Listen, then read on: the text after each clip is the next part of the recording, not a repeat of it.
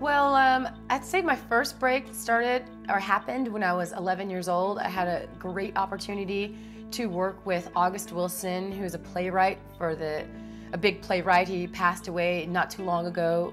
At the time, I was going to SCPA, O'Farrell School of Creative and Performing Arts in San Diego, and I auditioned with a bunch of young girls, and because I played the piano, it gave me an edge. And this play was called The Piano Lesson, and I got a chance I landed the play, which was amazing. That was my first professional gig, and I was really able to help out and bring some money into our home and get the experience of working in theater. And the production was at the Old Globe in San Diego, and Charles Dutton, Rocky Carroll, Carl Gordon, Essie Patha-Murkerson, I'm forgetting somebody and I feel bad. They were all really well-established actors, and so I had an opportunity to, as a young girl, to be around all of that talent in a professional setting with August Wilson.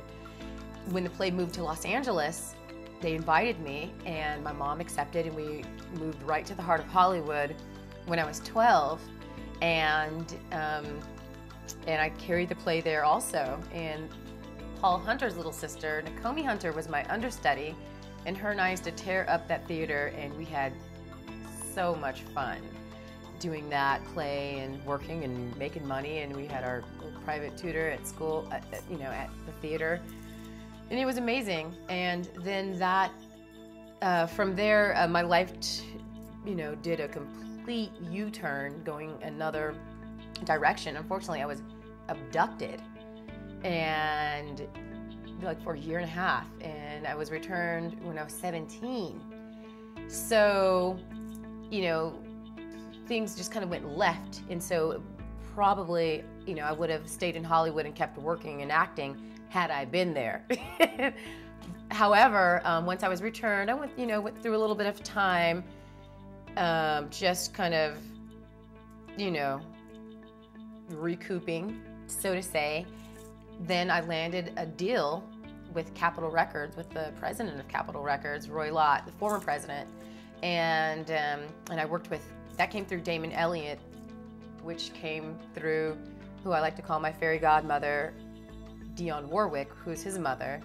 And we, went up to Capitol, and I sang for Roy Lott, and we, made the deal happen. And it was. You said you got abducted. I just want to touch on that a little bit. Yeah. This was a major crime, obviously. Oh yeah, it was major. And was it friends of somebody? Yeah, they were so-called friends of our family, and they had known my mom for 25 years. And it was a big ordeal, obviously, and they went to jail. There was 5 people involved, and they went to jail. Did they harm you in any way? Or? Yeah. Unfortunately, but things, honestly, it made me a really strong person, and it did definitely shape who I am. I feel like, there's just certain things about me that are different from everyone else, and I think that I'm good with it. I'm really happy with who I am. I like myself, and certain things can happen, and either it can make you a better person or not. It just depends on how you choose to look at it. And I don't harbor on any ill that has happened towards me from anyone else, because I'm future oriented, I'm future focused. I'm always thinking about the next move and to what my greater goal is. And if a thought isn't conducive to being productive towards that, then I just throw it out. And anything that could come as like a nudge or a cut or something to kind of slow me down or derail me, I just try to grow from it and learn and see, okay, what's the universe saying here, and get my lesson and keep it moving. How'd you get so strong after an incident like that? I mean, there must have been times when you thought maybe you'd never see your family again. Yeah, it was really craziness that happened during that time. But I was reared by a very strong Black woman. So I already had strength in me to begin with. So that experience actually just really made me stronger. But how I grew up and you know, because I grew up with my mom. My father really wasn't so much present physically, but, you know, my mom is she's one of those ones. Just, you know, and so that was definitely imparted in me. I am her. And so you made it past that. Congratulations. Thank you. When you hear stories about, oh my God, what's her name? From Colorado. I just went through a blank. Little girl. Yeah. Well, she's a little older now, but she was abducted by the. When you hear other stories like that. I know who you're talking about. And I can't think of her name too, but every time I hear about anyone being kidnapped, anytime I see an Amber Alert,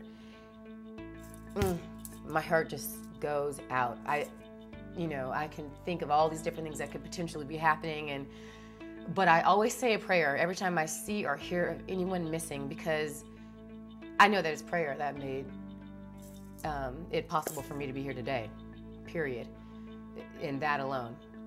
So I say a prayer, and I just, you know, speak forth that child to come home, you know, and that the best outcome would be the result.